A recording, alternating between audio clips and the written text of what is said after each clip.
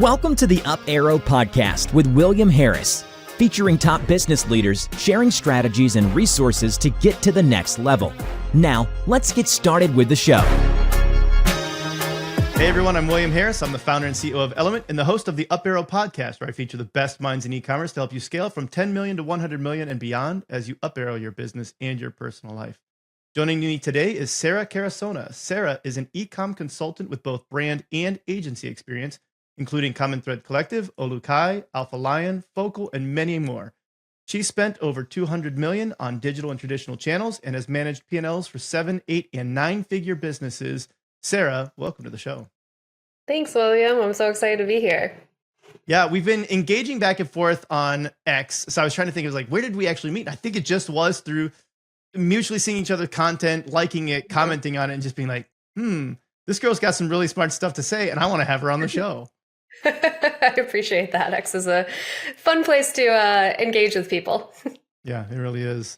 We're going to be talking about how you can't button push your way to 100 million. But before we do, I do want to announce our sponsor. This episode is brought to you by Element.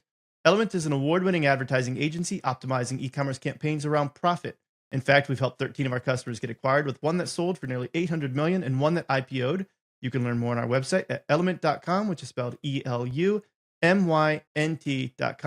That said, on to the good stuff. What is the problem with button pushing your way to 100 million? Yeah, I think that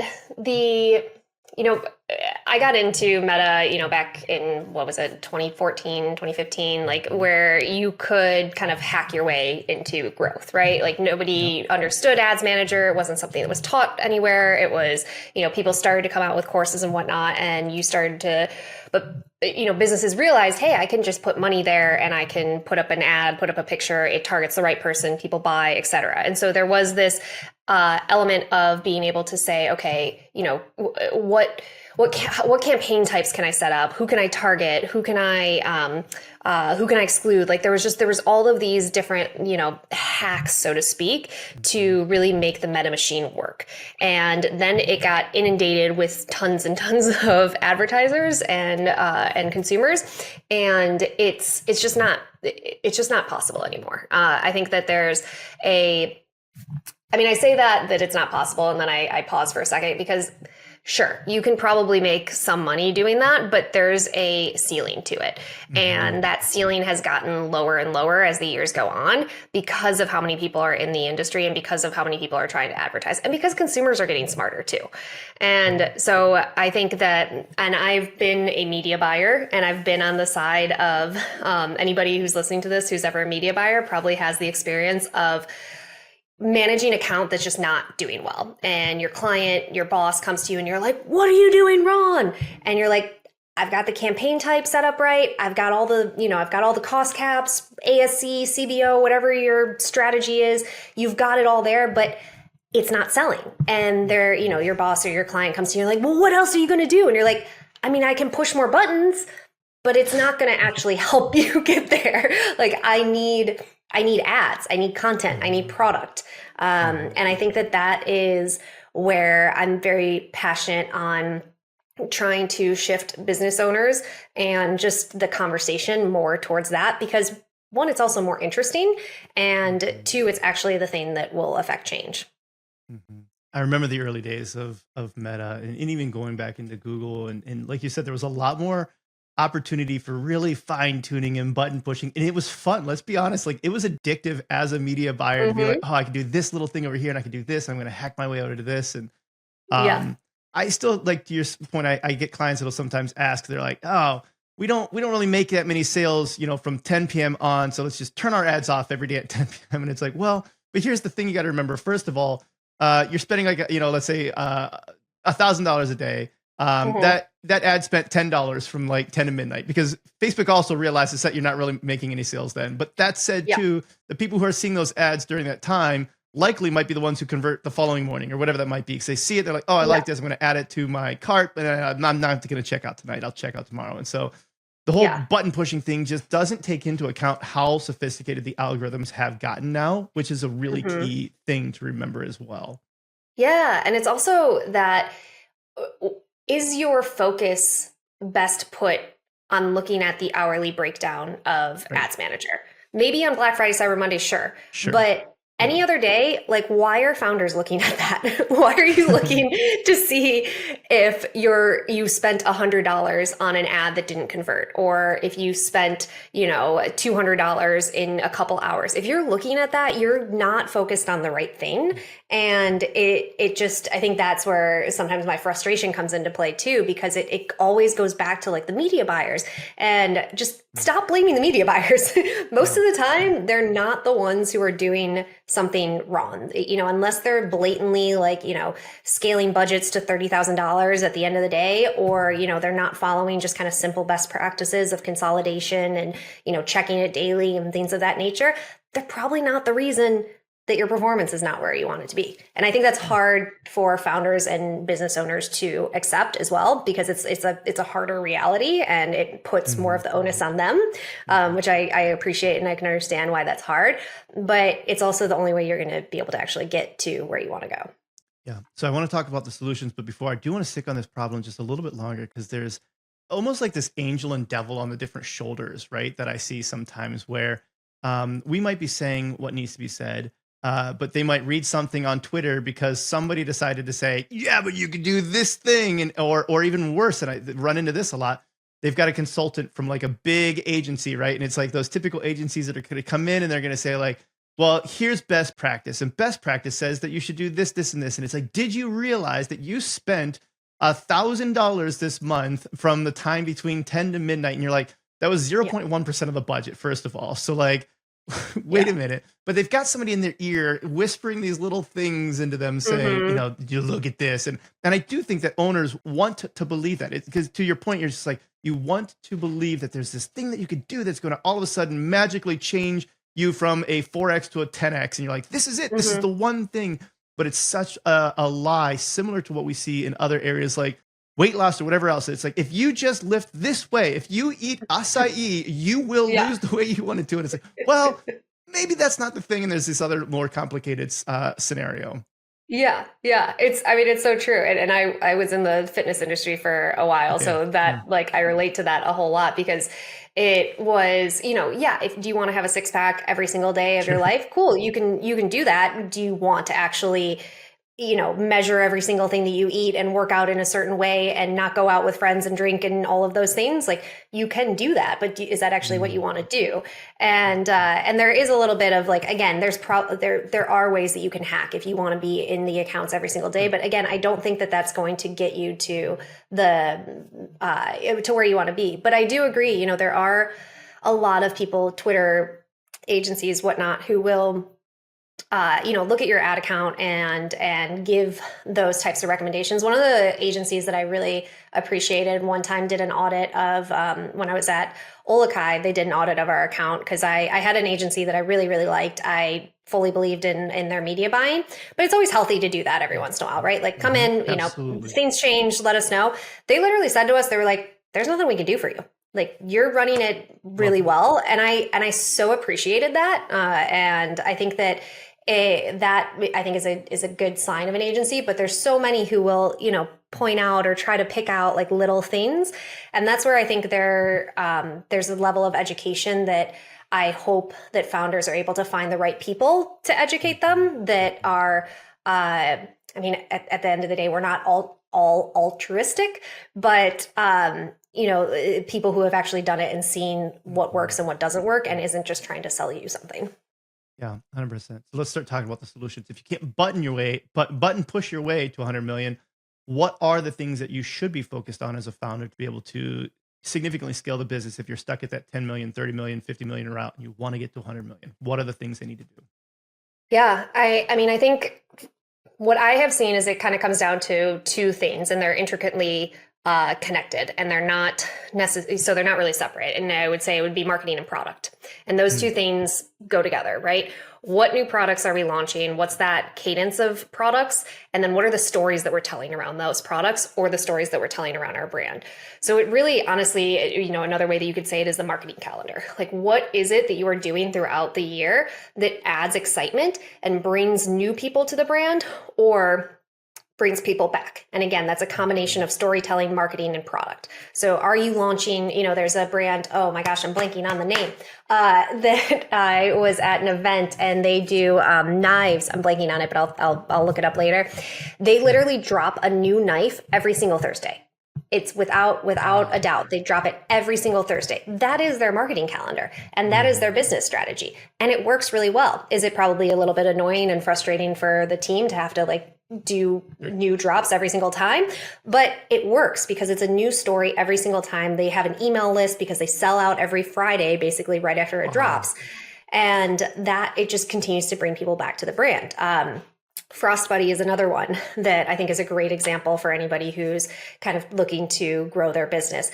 The owner, Brock, he is the face of the brand and he is, really active on TikTok, going live frequently. And he posts, I think, every single day. And he combines it with new products that they're launching. Oh, there's a new, football's coming out. So we're going to have all these different football, Frost Buddies, or there's, maybe something happens with Taylor Swift. So they do something with that, or there's licensing. There's so many different things that they can kind of consistently do. And it allows them to be really, really profitable while also growing. And so I think that is where I would encourage businesses to focus is how can you, and this is the other hard truth of that, is that's not something you can do in month. If you're mid-month and you're missing because you don't have a good story and you don't have new products and you don't have content that is interesting and engaging, you've kind of already lost. And it's going to be really, really hard to make it up unless you want to run a sale, which is kind of mostly your only choice at that end. And this is where I've seen brands over and over again get into this cycle where they're like, okay, well, we're missing targets. Well, what are we going to do? And they start digging and digging and digging and digging and digging. And then you're so focused on that month that you now haven't taken the opportunity to focus on the next few months. And I really would encourage brands, if you are in that moment where you're you are missing targets bad, stop focusing on that month. If January 15th, you've are down 30% to target, fuck January. Sorry if I'm allowed to curse or not. January's in the shitter. Go focus on February, March and how you're going to make it up there. Yeah, because otherwise what you see happen is brands are going to do all of the wrong things possible to, eliminate their entire top of funnel to get as many sales as they can through some kind of a discount or whatever that might be. And then you've completely shot February in the foot. And you're just well, now February has no chance because you've just completely depleted it of anything that was in from a demand standpoint there. Yeah, exactly. And of course, this is I'm being a little hyperbolic here, but there are financial considerations. Sometimes you've got a crap ton of inventory that you've got to get rid of in order to get cash back. There are things that you've got to do sometimes, but I think it's a better approach for your brand. It's a better approach for your team, and it's a better long-term strategy. Yeah. So product and telling the story. I'm going to start with product first.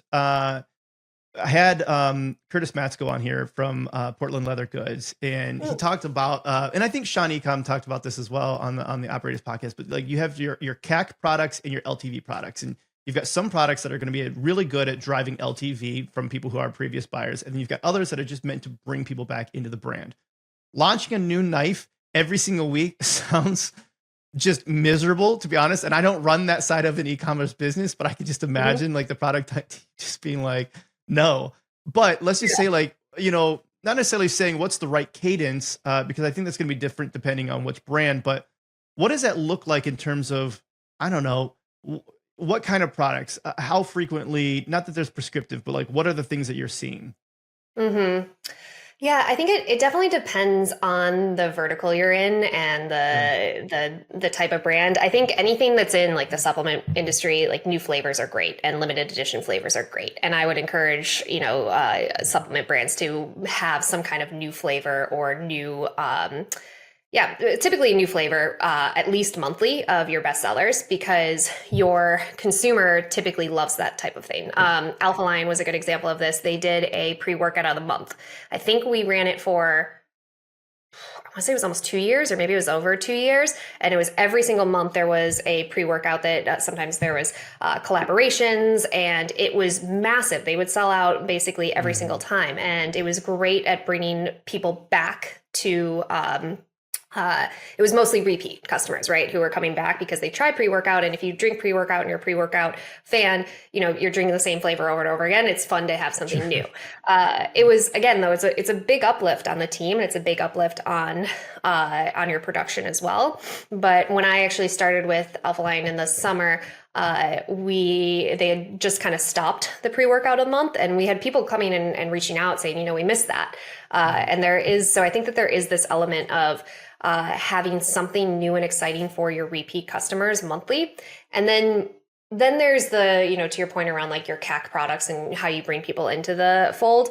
I would say most of the time that tends to be kind of an evergreen product that you have kind of consistently.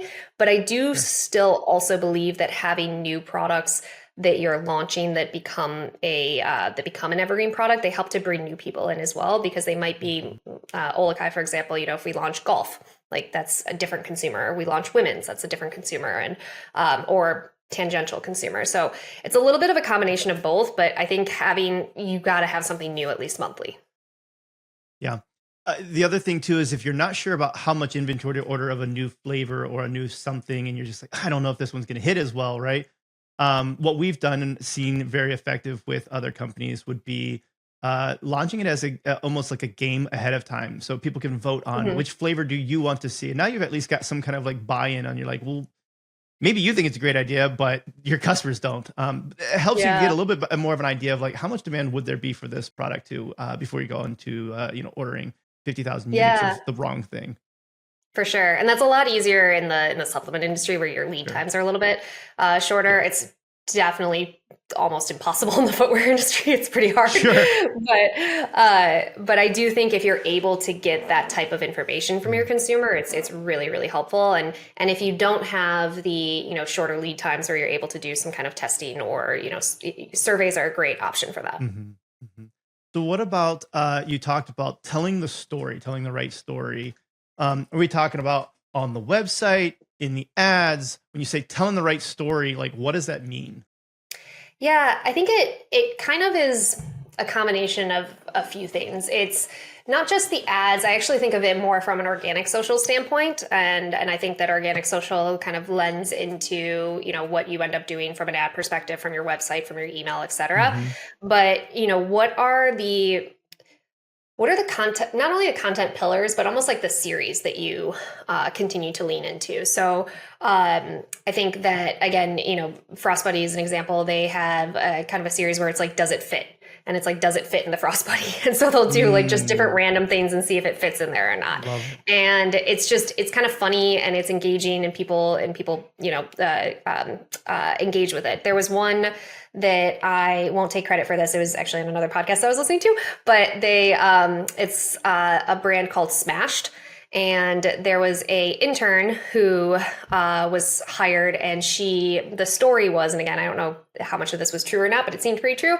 She went to her CMO. She's like, I'm throwing out your entire marketing plan. I'm going to get to 500,000 followers. And I think it was like 60 days. And all I'm going to do is smash a can every single day. And she would just like throw it up and like hit it with a bat, and it massively blew up, and they had all of this traffic, and it just became this story that people, I think, are engaged with. And they also want to continue to come back because they want to know what the ending is. And so, again, these are examples. It's always hard to necessarily come up for what exactly that is for your brand. But I think that having a combination of kind of content pillars that tend to be similar and people are become accustomed to but engaged with, and then having kind of series or stories that have a beginning, middle, and end, and having a mixture of those throughout the year, I think can really help to, again, just bring consumers back and want to learn more about your brand.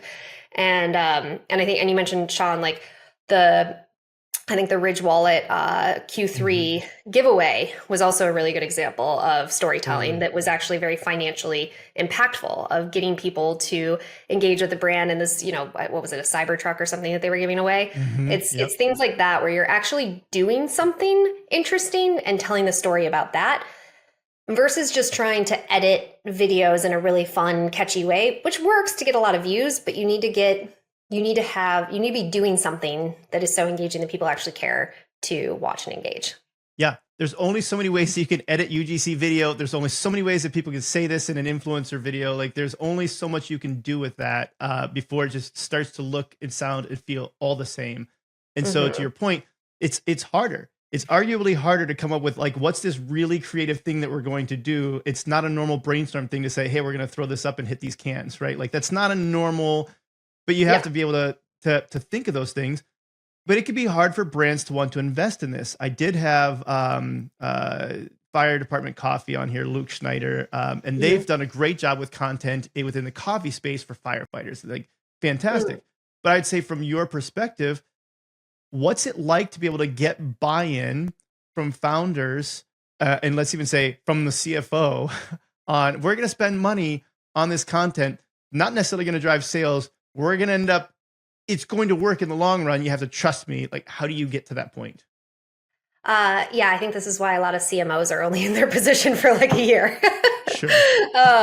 And so, it's really, really hard. I think that, I've been on the side of basically being laughed at for trying to, kind of pitch things like this. But I'm also then seeing businesses over and over again and seeing which ones are working and not working. And then I also have had, C-suite individuals say we can't do those crazy things. And then within the same breath say like, oh, look at what Liquid Death is doing and how awesome they are. And so, the job of anybody in the C-suite or especially in the financial position is risk aversion. And there's like this interesting dichotomy between the CFO and the CMO, where the CMO has to take risks and they have to be able to, have ideas that some hit and some don't. And I think that at the end of the day, like you can do as much research as you can and you can, try to come up with the absolute best plan that you can. Some of them are going to work and some of them aren't. And that's just kind of like the reality of the situation. But I think that because we're in a business world, when they don't work, we call the CMO or the marketer the failure, versus they actually might have had a very, very good process and a very good logical, thought to get to where the campaign or whatever it was, it just might not have succeeded. And there's a book called Think Again that I'm blanking on the author's name right now, but he had this part at the very end that really stuck with me, where it was there's like good process and bad results. And then there's poor process and really lucky results. And there's a lot of people, I think, in marketing who get lucky and are put on a pedestal as like, oh my gosh, look at what they did. It was amazing. Don't get me wrong. Like, yeah, it was great. But I think that what we need to try to do is reward process and thought, and as much as we reward luck. Because if you continue to have good process, you will end up getting lucky at some point, or you will end up getting there. And hopefully it's more repeatable than just kind of like throwing spaghetti at a wall. So I kind of forgot the question, but that's where I'm at on that one. It was good. And I just looked up the author's name is Adam Grant. So, yes. Yeah. Okay. So I there's a couple of things I want to get to. I want to talk about the whole idea of like, don't work, and let's define what that means. But before I get to that, I want to talk about the process, because I like that piece where you have to take the swings. If you don't take the swings, you're never going to find what works. And I oftentimes, like, as a number that I like to give, I would say like either Pareto principle, right? 80-20 or 90-10 even, where it's like, look, 8 out of 10 of these are going to fail. But the two of them that are going to succeed well enough to make up for those ideally. But to your point, like you have to take those swings. What are some of the process pieces that you would put into developing a content flywheel that's actually going to get results? Yeah. I think what I would do is a couple things. So I'm actually working with a brand right now that we're talking about doing this, and it's a husband and wife couple, and so they are the face of the brand, right? So I'm going to be working with them on defining a couple key series or campaigns that we're going to test. And so there might be 3 to 5 different ones that we align on, and that it makes sense. It feels authentic to them. It feels authentic to the brand. But there are 3 to 5 kind of different variances on these like kind of storytelling series concepts, and they have, what I want to be able to do with them is be able to test those out, right? Because again, some are going to hit and some aren't. But if we only go out with one, and let's say that we, it doesn't work, then it's going to be a lot harder for us to, then it's a failure, and then it becomes, well, I tried it once and it didn't work, so I don't want to try it again. But if you do 3 to 5 different ones, you start to see which ones hit and which ones don't. I just did Cut 30, which is so I've been doing some video content. And one of the things that they really encouraged, which I appreciate, is posting, and just continue to post and continue to, it's not always going to be perfect. And one of the things that I appreciate that they did is you posted and then you'd put it in Slack and you'd get feedback. And there are people who ask, they're like, well, why do I have to post first? Why can't I ask for feedback and then post it? And I even got a little annoyed by it, because I was like, wait a second, now you're giving me feedback and now I got to redo it, but I already posted it. But the reason they're doing that is because it forces you to get out of your comfort zone and continue to test and try new things, and realize that some things are going to work and some things aren't. And that's just the nature of the game. And it's not that the strategy is bad. It's that it's just, again, the reality of the game. So I think, going back to your question, the first thing that I would say is just accept that some things are going to work and some things aren't. And you've got to try a variety of them and be okay with that. While also accepting that this is something you have to do, and that it's going to significantly impact your brand. Because again, if you get more traffic and orders from organic channels, if we're kind of specifically talking about that, you're going to be much more profitable as a brand. And so I think that would be the first one. And then the second one would be kind of defining those kind of different buckets or content pillars and series that you want to test.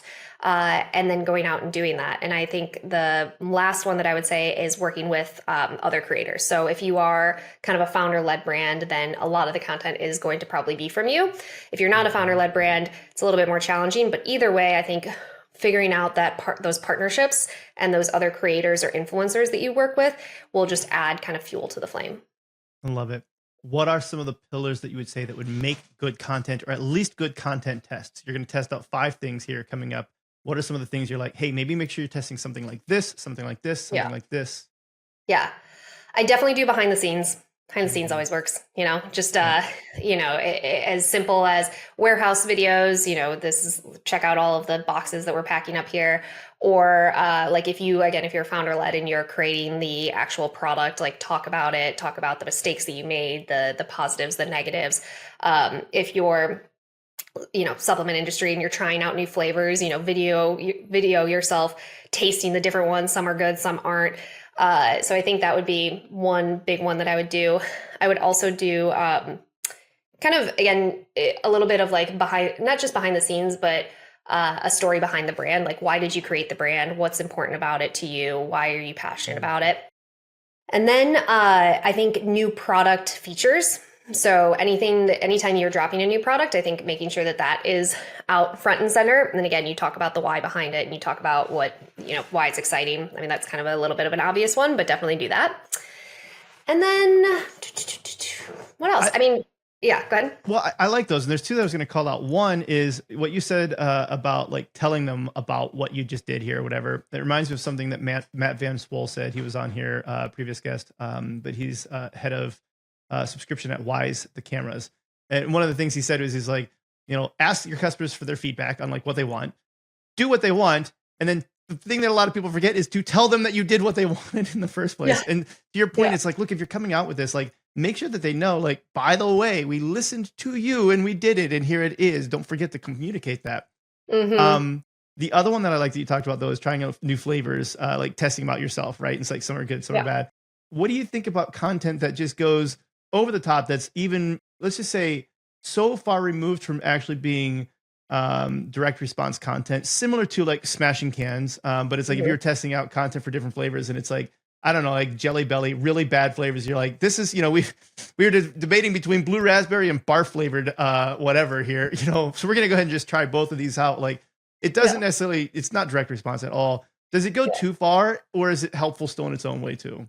Yeah, it's such a good question. So one of the things that I talked about with a couple brands, and I actually when I was at Alphaline, it was a project that I kicked off, and then they, after the kind of our engagement ended, they just finished it. But I'll tell you about it. So what I said is I was like, we need a video that can go viral, or at least get a ton of views, that does three things. One, it has an emotional reaction. The viewer has an emotional reaction that can be, it could be sadness, it could be excitement, it can be humor, whatever it is.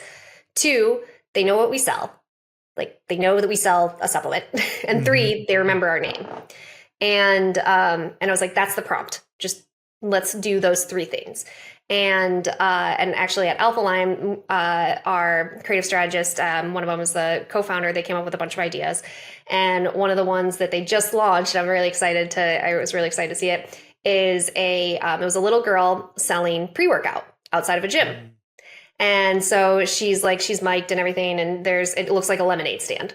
And she's like, there's like jacked guys walking by, and she's like, would you skip leg day? Like, just like saying these like funny, like random things. Yeah. And then people are trying it, and she's, just like, it was just so cute. It was so good. And so, like I said, they, one of the co-founders sent me the video, and they like already had a ton of shares and likes and saves and whatnot. Now, I think that's great. I think that hits on all three of them. But the question will be, how it plays out for them in the long run. And also, that's kind of like a one and done thing. Like, they need to continue to do that and continue to kind of bring that in.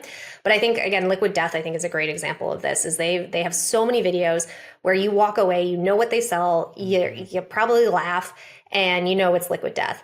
But I've seen a lot of brands, and I've been given videos for brand awareness where I'm like, it's cool, I got an emotional reaction, but I have no idea what we sell. Like, you have and that is not what you want. So that would be the parameter that I would use as kind of the brief to try to work within. Again, some are going to hit, some aren't, but that's kind of how I would go about that.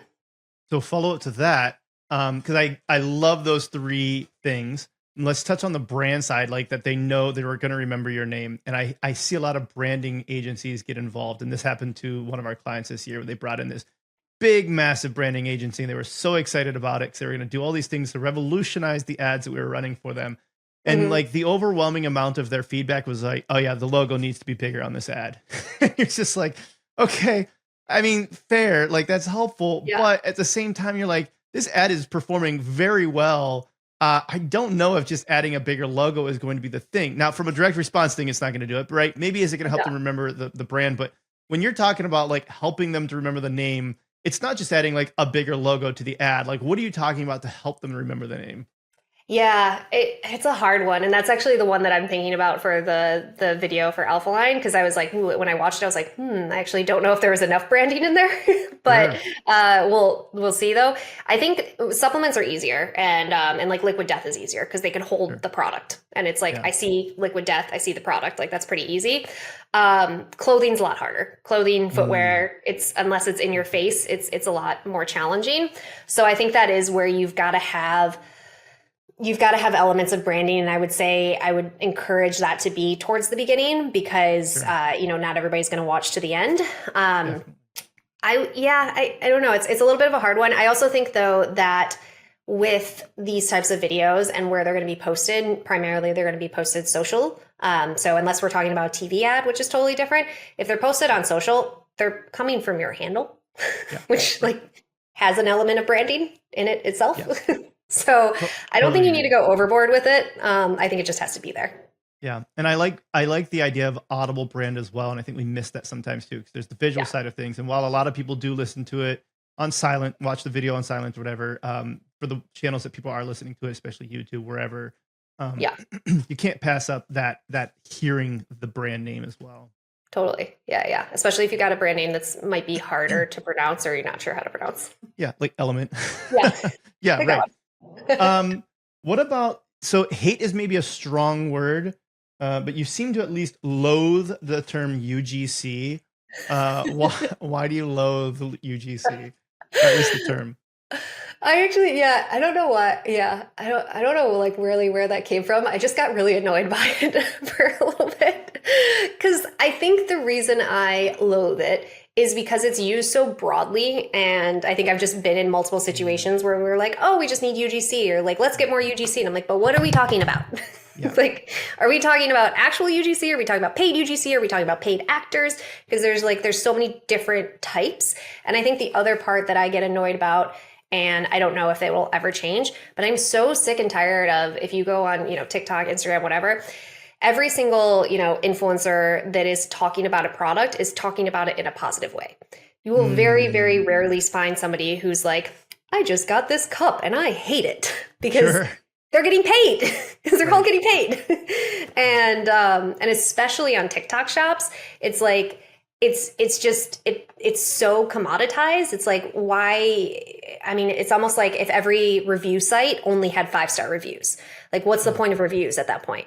So I guess there's a couple elements that kind of annoy me with it, but I think primarily it's just like, can we define UGC differently as either like it's a paid influencer, it's a paid content creator / actor, or it's actually somebody we just gave the product to and maybe gave them a discount to give us a review.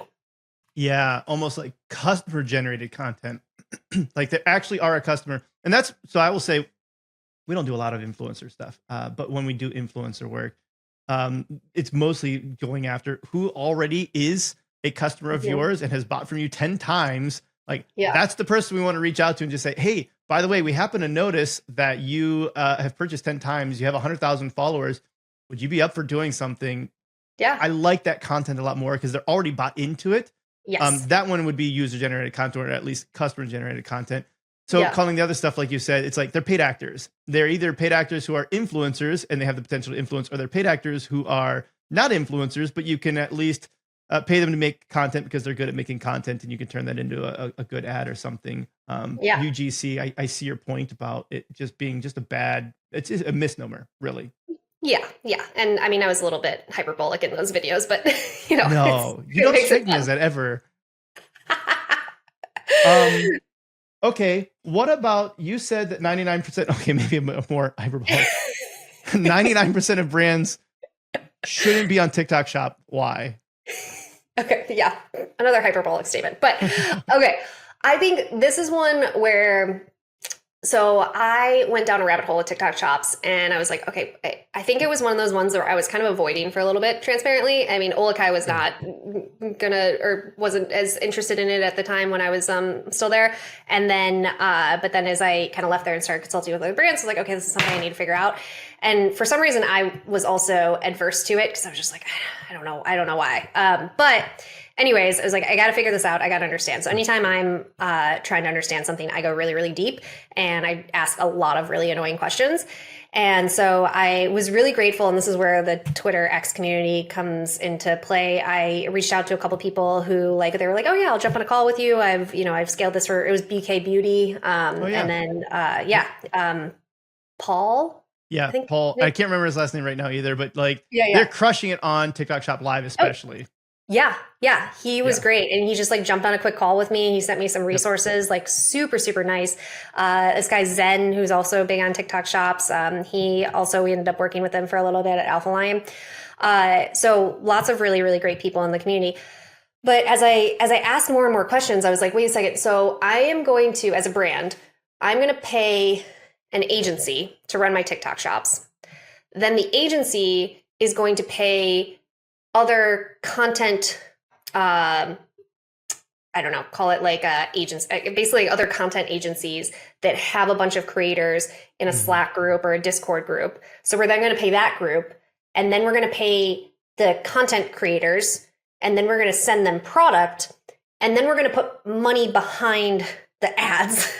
And I was like, wait a second, can you help me understand? And then on top of that, you can reward your creators with, hey, sell, $1 million in GMV and we'll give you a Cybertruck or something. Sure. And so as I understood that more and more, I was like, wait a second, this is MLM. We've just reinvented MLM. Yeah. That's hilarious, but true. Yeah. And so that was my first realization. I was like, what the hell? And when you see people who, I think there's people like BK Beauty and Frost Buddy, again, they're doing TikTok shops wonderfully. And I know Frost Buddy is profitable. I believe BK Beauty is as well. So there's people who are doing it well, but I think a lot of people on TikTok shops are like, we did 3 million in GMV and this and this. I'm like, how much are you actually making? Because after all of those costs, and then TikTok takes 6%. And then TikTok also funds discounts for you. So like, hey, we'll discount your product for you. It's insane from a business perspective how much it eats into your profit. And so yes, there's the halo effect, and yes, there's that. But I think on top of all of that, if you're not getting good content from any of those affiliates, if you're literally just getting somebody who's like, here's this cool thing I got for free, and would you like to buy it? Then it's just a complete waste of money. And so I don't think TikTok Shops is something that people should ignore, but I think they should invest in it from their own perspective first. Like BK Beauty, I think his wife is a great content creator and had a community of women who were, doing makeup tutorials and stuff. Awesome. You own that. You can foster that, and you're growing it there. Frost Buddy, like he's doing most of the content and most of their sales are coming from him. But if you're trying to do it not from yourself, but you're trying to do it from affiliates, that's where I think the 99% of brands are going to fail. Yeah, I think that you're spot on. If people want to dig deeper into how to do it themselves, I will point them to another episode I had with Dane Hepner. He is, I believe, the #1 food and beverage TikTok Shop live person right now on TikTok Shop. And he's crushing it there. Gives a lot of good points of what he's doing on TikTok Shop live. I mean, things that seem counterintuitive that you're like, wait, it's TikTok. But I think he said like you have to be there at least 2 hours to do the live. Otherwise it's pointless because it cycles at like every 40 minutes. Like he gets into really like these really interesting details on there that I think are worthwhile. But to your point, if you're not owning it, you're maybe going to be a little bit behind. You almost have to get to the point where it's like, how do you own that content a little bit more? Yeah. I think it's a really good point. It's definitely going back to button pushing. It's not a button you can just turn on and all of a sudden scale your brand. Yeah. So if you're a button pusher and you like to push buttons, there's a lot of buttons to push there. And this is a good thing to sink your teeth into versus saying, what are the buttons that we're going to push on Meta to all of a sudden double our performance? Yeah, for sure. You had talked about like whether or not some of the content works or doesn't work. And I really liked the phrasing that you used there. So it's like, we're investing in this, these 5 different ideas. And then the CMO is like, hey, some of them work, some of them won't. We've seen some that I'm still not sure are going to work. And I'd love to know your thoughts, maybe even on like the Jaguar thing, because it was interesting. And to your point, like they pushed some buttons, they took a shot, right? It's like, okay, well, is this going to work? But aside from that, how do you define if content like that worked or didn't work, knowing that it might not drive immediate sales? Yeah, it's a great question. I think there are a couple metrics that I would look towards. So one would be and I'm thinking specifically of video here. One would be the watch time. How long are people watching it? And what's that average watch time? If your average watch time is, call it 15 seconds, like that's really strong. I think if you can get it to 20, 25 seconds, that's really, really strong. And then I would look at what's the content within that 20 to 25 seconds. Like, does it show your brand? Does it show your product? And, does it create an emotional connection, which is a little bit more arbitrary. But if you at least know, does it show your brand and does it show your product? And you know that the average watch time is 20 to 25 seconds, you've got a pretty good idea that it's building brand awareness. Like you can be pretty darn sure on that, at least on the initial parts, right? And what I would do is if I were a brand and I was trying to create this video, I would try to create it organically, get to that average watch time. Then I would start promoting it and putting a little bit of dollars behind it. And what you can do then is you can then see, and you can test it on different platforms and say, okay, on YouTube, we're paying 10 cents per 20-second video watch. We're on TikTok, we're paying 5 cents. On, Meta, we're paying 15 cents, whatever it is. And then you can push your budget based on that. Now, that's just like to start. Now, the bigger question is it leading to more traffic? Is it leading to more sales? And that's where I would look at your percentage. Sorry, let me take that back. That's where I would look at your volume of orders and traffic that are coming from non-paid channels. Yeah, love it. And so I'd include branded search in there.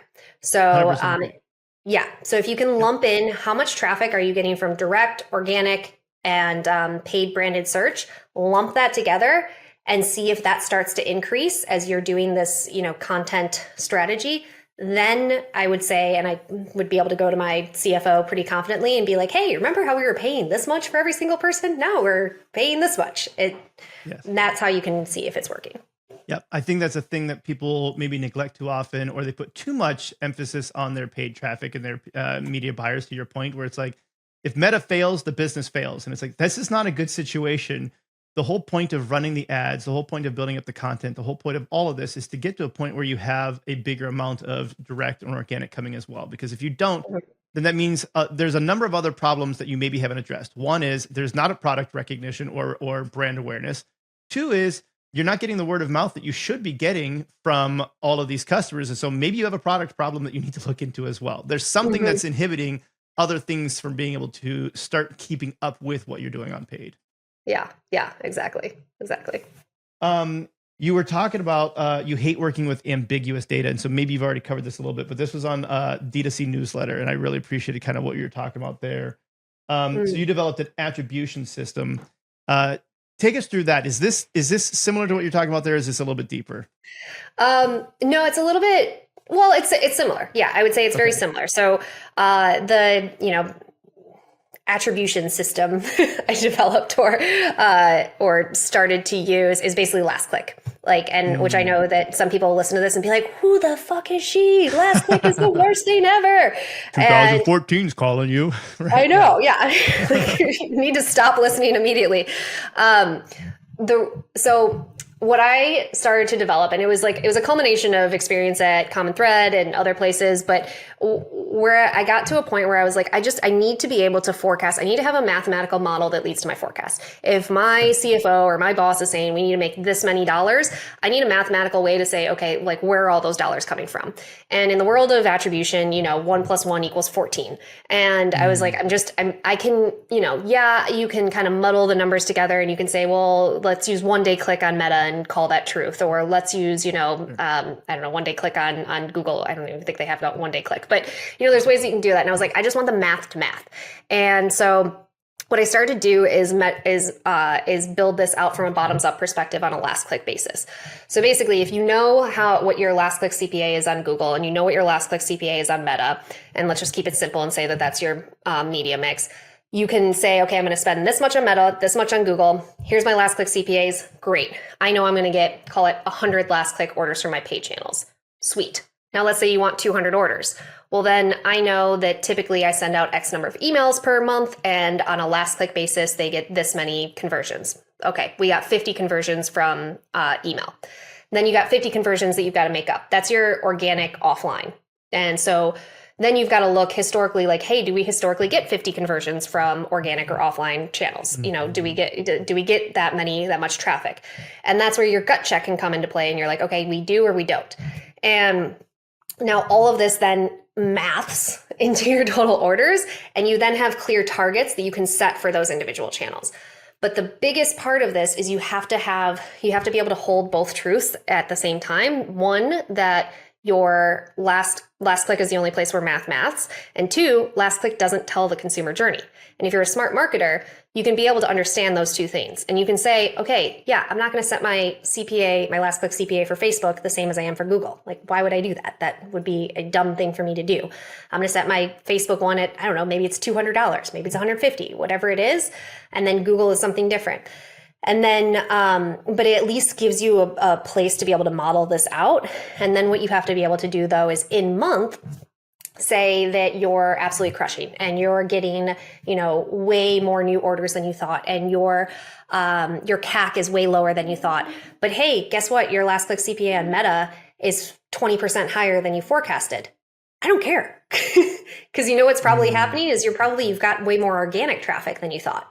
And so that's where you say, okay, cool, Meta buyer, I know I told you to try to hit this. Actually, I'm going to increase that because it looks like we're getting more organic traffic, and I'm seeing great click-through rates and whatnot on Meta, and we're seeing great on-platform results on Meta. So the signs are pointing towards Meta still working, just might not be last click attributable. Yeah. I appreciate the way you explain that, because I definitely was in the camp where you're like, last click, and I'm like, wait, hold on. Like, what did you say? But I like the way you went with this, because to your point, as long as brands understand this, we've run into this with a lot of brands. I'd say the brands that seem to get stuck around that like $50 million range, almost the unifying common thing that I've seen with a lot of them is they have some type of in-house attribution system they developed 10 years ago based on last click. and they haven't been able to get past that. And so they're significantly underinvesting in top of funnel channels like Facebook or something else, right? And so they're just like, yeah, but Google brand search is at this compared to Facebook prospecting. So we're going to invest more in Google brand search. And you're like, yeah, that's not how that works.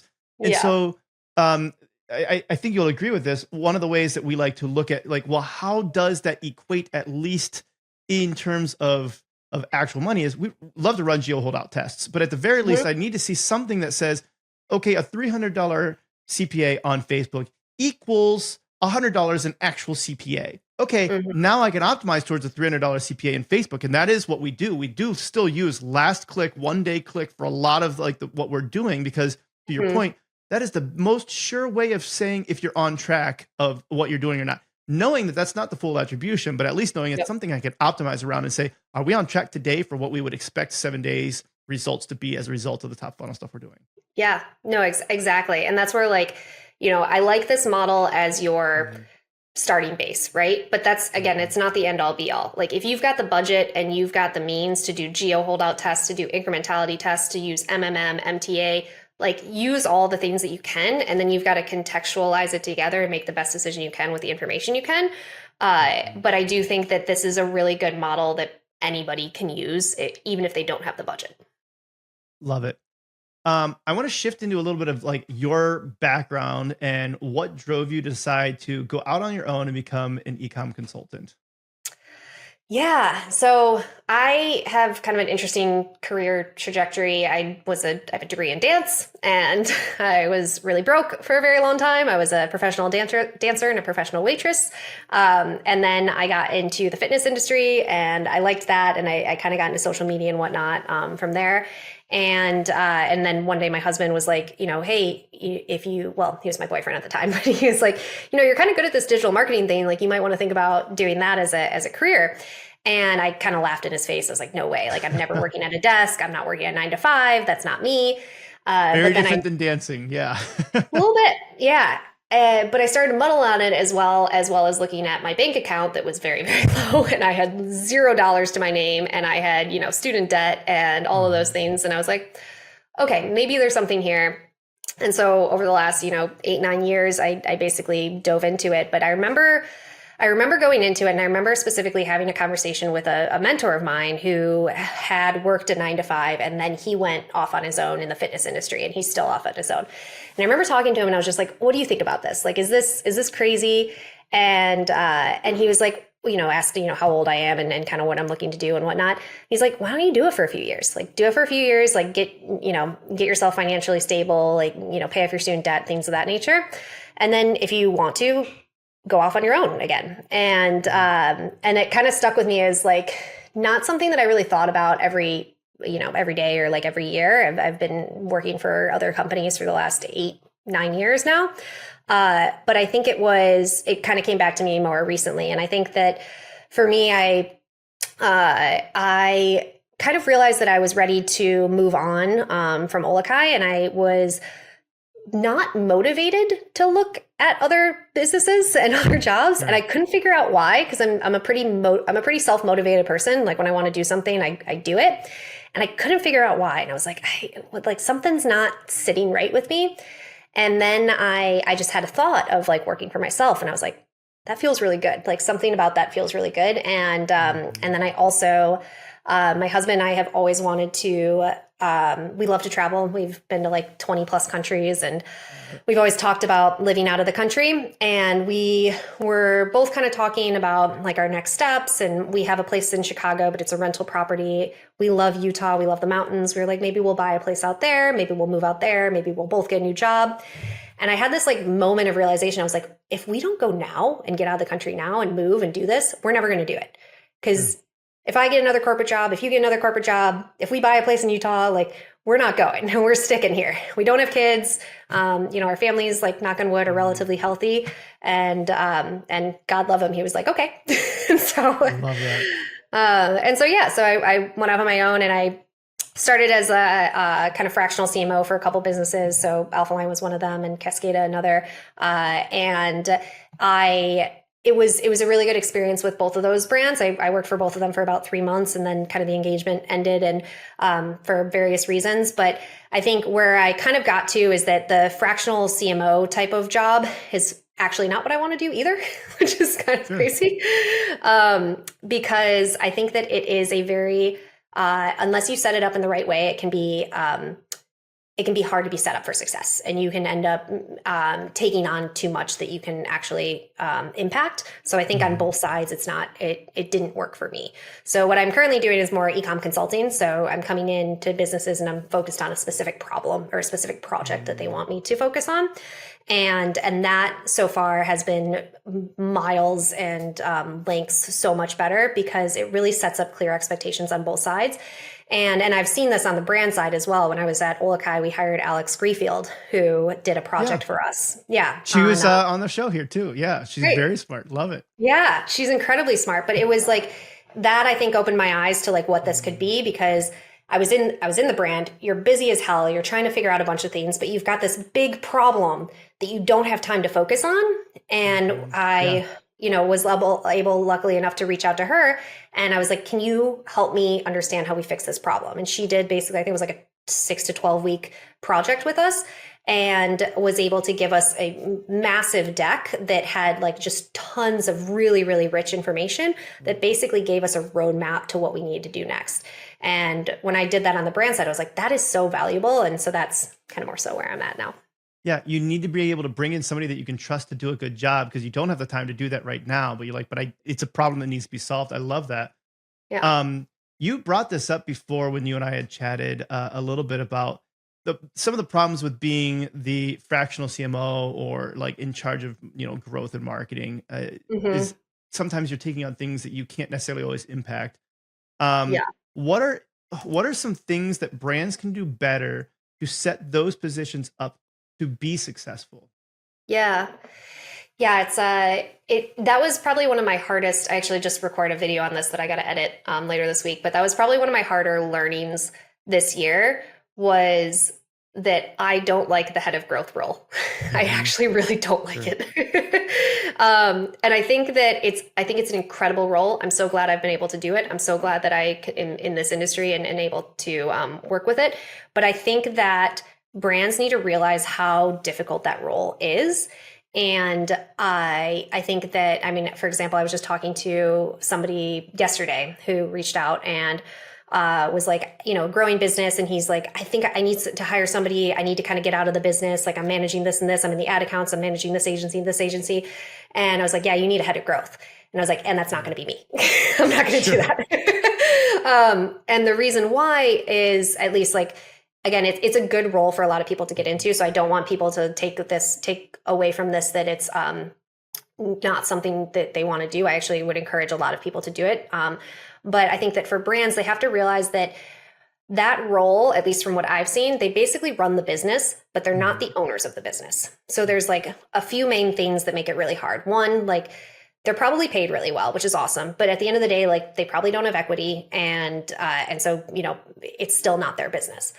And then two, because it's not their business, they really don't have the decision-making power that they need.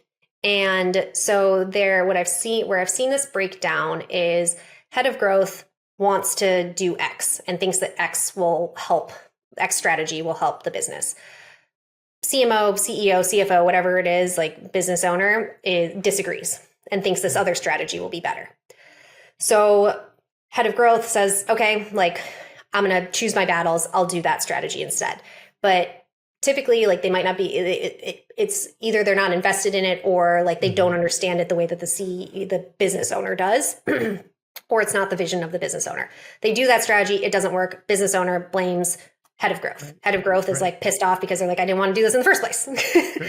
And so that it's kind of a similar like relationship to what we were talking about with like the CMO and the CFO. Like, there's this like, you've got to have just such a great level of trust and be able to let people try new things and hold them accountable, but hold them accountable to the process, and yes, hold them accountable to the results, but also not blame them if the results aren't what they thought they were going to be, if they had a really solid process in mind.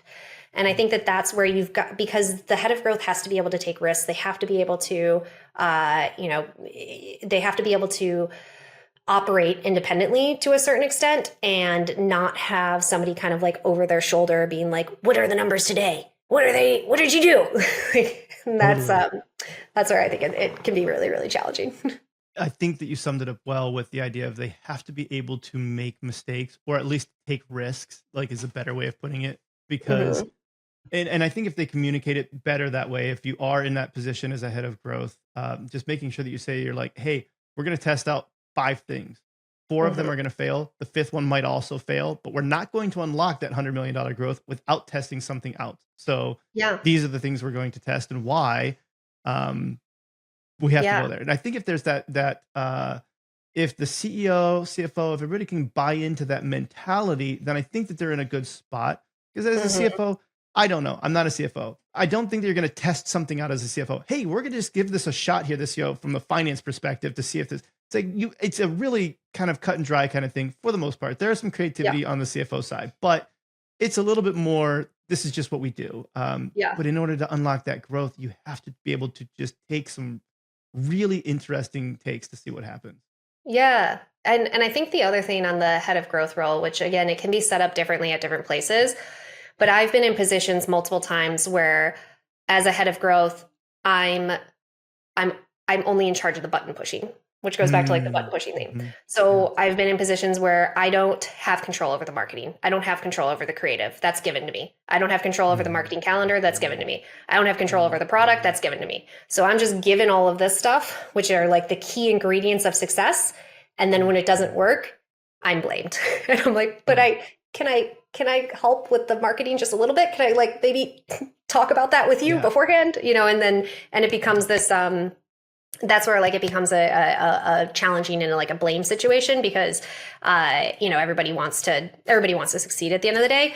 And that's where I think business owners can, if they can create a real good collaborative team environment, because again, that could work where a head of growth might not be in charge of the marketing, but the marketing team and the head of growth have to be in sync and have to not be kind of pointing fingers, but more so, working together and understand each other's language to be able to, when something's not working, dive in and both understand it together versus saying like, well, I need better ads or, well, you need to button push better. Sure. This might flop, but you inspired a thought in my head that I'm going to try out right now that I haven't tested out loud yet. But it's almost like you're being given these ingredients, right? And it's like, they gave you 2 eggs, they gave you, X amount of flour, and they gave you whatever. And you're like, great, I made the best cake I could possibly make with that. Cause that's the ingredients you gave me. They're like, we really wanted brownies. You're like, I understand that. But like, if you wanted brownies, you have to give me the ability to say, I only want 1 egg and I need some oil too. Not a baker. So I might be getting these ingredients wrong. But the idea here is that it's like, I will make the best with the ingredients that you give me. But if you've put me in a position where you want me to make something different, you have to allow me to choose the ingredients as well.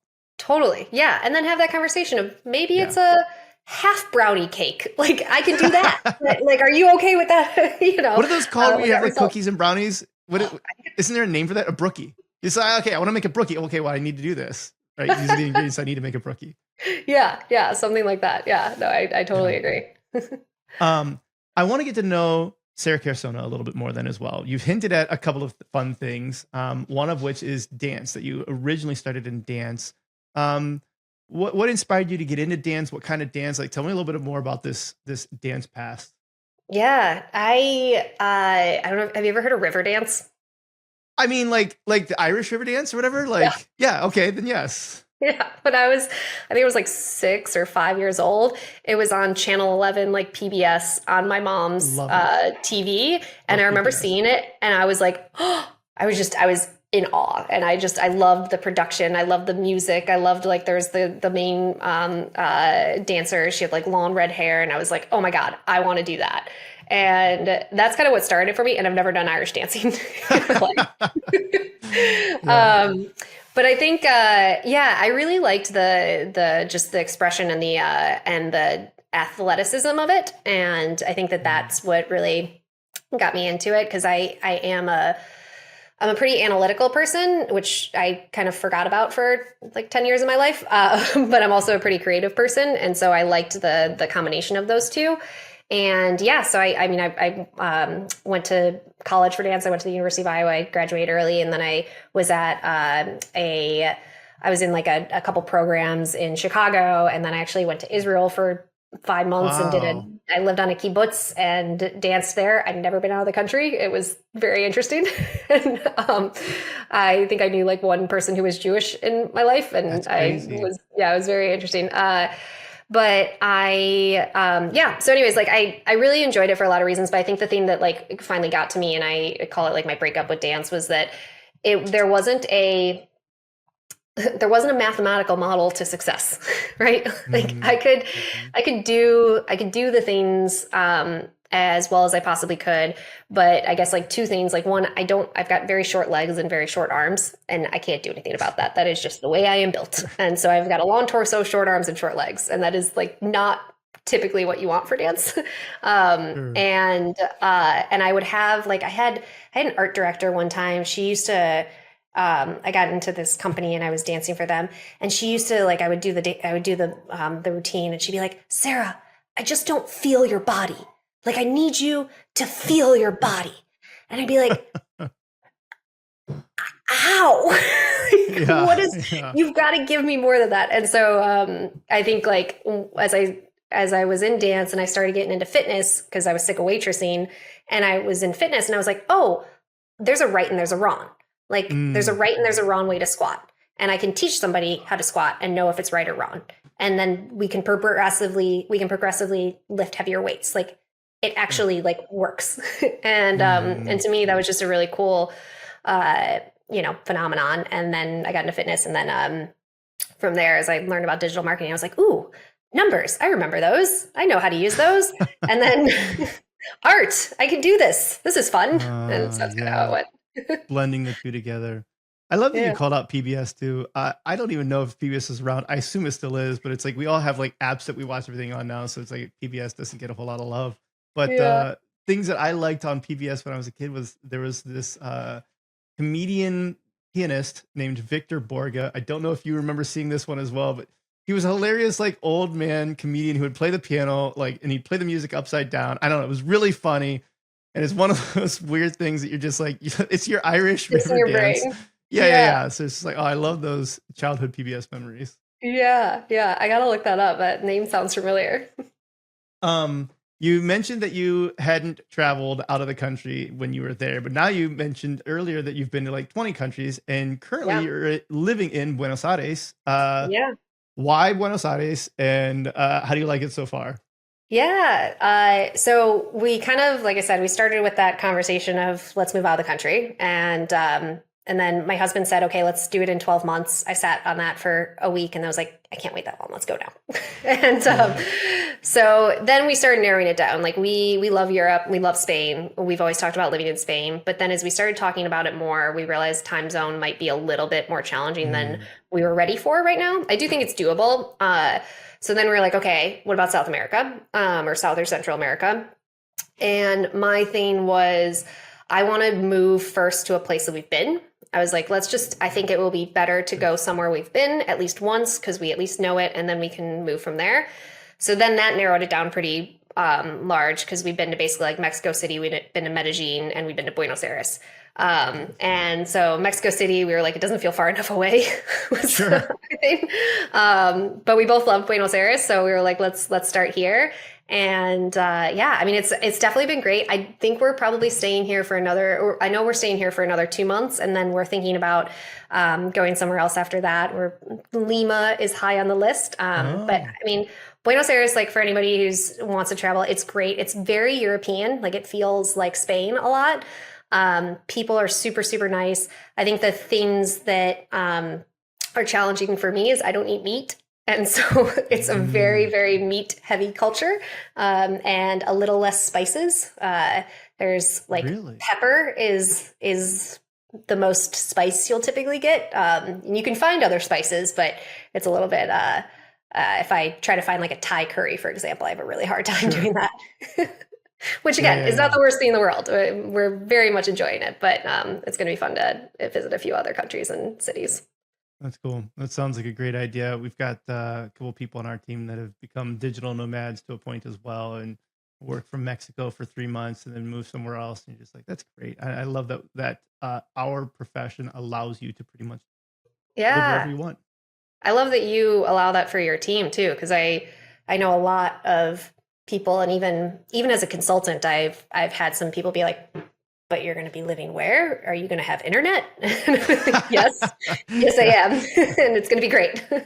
That's funny. But yeah, I think that it's so doable, and it's just it's a fun way to experience the world and just open your eyes up to.